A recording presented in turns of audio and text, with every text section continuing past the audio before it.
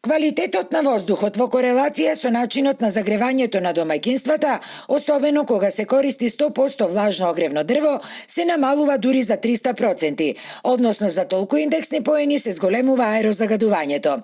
При тоа и топлината која што ја дава влажното огревно дрво е за 30% помала.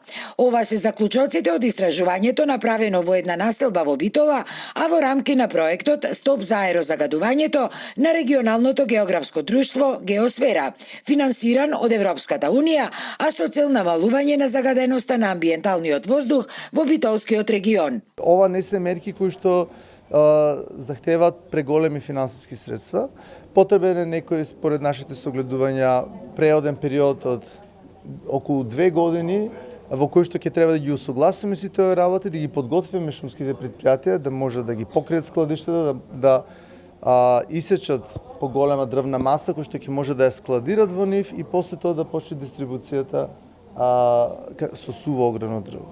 Фактички се потврдија и стручните експертизи дека околу над 35% загадувањето на PM10 частичките, тоа е многу битно да се нагласи, е како последица од согорувањето на огревното дрво.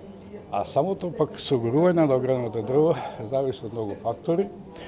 Дали е истото влажно, дали е исправен грејното тело, исправен димоводниот канал, какво и местото каде се наоѓа самиот објект. Идејата е преку овој проект да се иницираат нови законски измени со кои би се регулирала оваа сфера која сега не е регулирана, па шумските предпријатија без проблем си дистрибуираат влажно огревно дрво.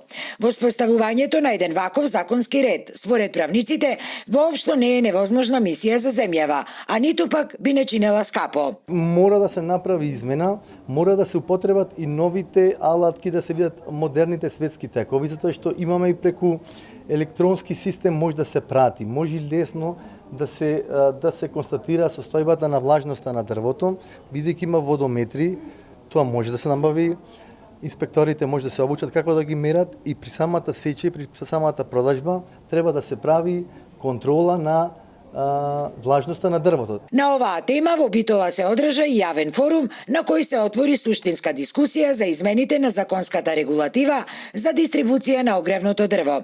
На форумот учествуваа и пратеници од Републичкото собрание, како и представници од општината и од невладиниот сектор.